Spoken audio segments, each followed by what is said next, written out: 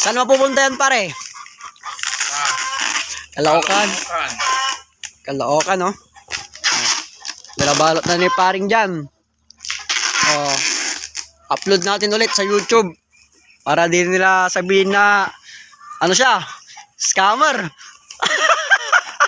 Dahil joke lang mga boss, yun. So nagbibideo tayo for documentary na talagang nagpapaship tayo sa Luzon, Visayas, Mindanao.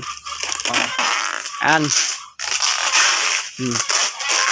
Ayan yung mga iba't ibang ano natin dito mga pesa natin PM lang kompleto tayo dito. Ayan. Nabalot na ni paring dyan. Pero dapat supposed to be Mindanao yan, pero may kakilala silang Caloocan. Caloocan daw nila ipapadrop. Hindi ko na alam kung anong magiging diskarte nila madam. Ayan